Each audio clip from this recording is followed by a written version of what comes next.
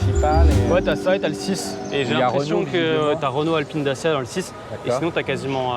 Effectivement, ça va être rapide. Hein. Bah, c'est ce que je te disais, ouais. Je pense que. Je sais pas si je le laisse dans les off ou pas, mais voilà. Bon, on ne sait pas si ça va durer longtemps ou pas, mais j'avoue, c'est moi qui ai amené Renault ici. Je trouvais cette marque intéressante parce que bon, c'est chinois et italien. Mais dis son nom déjà. J'arrive pas à retenir. Attends, je vais mettre derrière la plaque. Je crois que le truc s'appelle DR.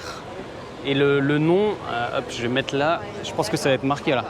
Ah, c'est Sport Equipe 8. Et moi, ce que j'ai vu sur internet, c'est de DR. Donc là, c'est la version S8. Et ce qui est hyper rigolo, c'est la tricarburation. Donc, elle promet 1500 km d'autonomie. C'est comme ça qu'il faut commencer, c'est ça la croche. C'est ça, 1500 km.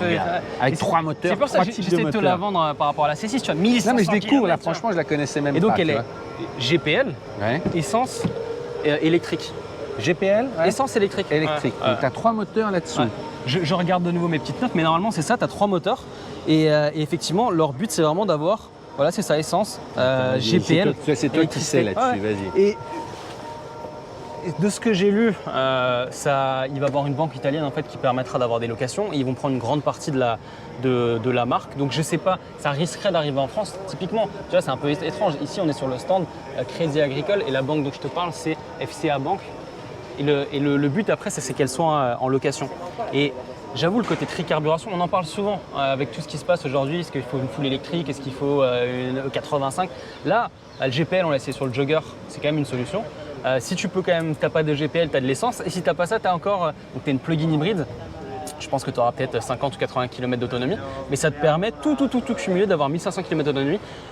Je sais pas. Alors après, tu vois, par rapport aux remarques que je faisais chez BYD, ouais.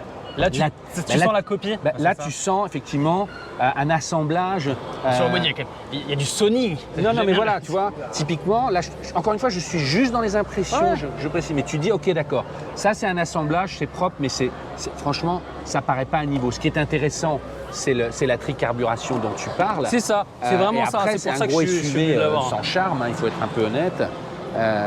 Mais ce qui est impressionnant aussi de ce que tu as l'air de dire, voilà, c'est que ça sera financé en location. Mais franchement, ça, avec les petites écailles et tout… Moi, j'ai que vu en photo. Et j'avoue qu'effectivement…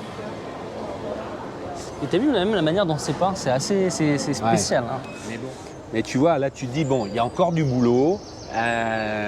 Ok pour la tricarburation, je demande à voir. T'as vu, c'est un covering en plus. C'est un covering, ça? C'est un covering. Ah ouais, c'est un tu sais ça? Bah ça se voit, c'est un covering faux carbone. C'est des choses. Non, bah non, c'est rien du tout, mais…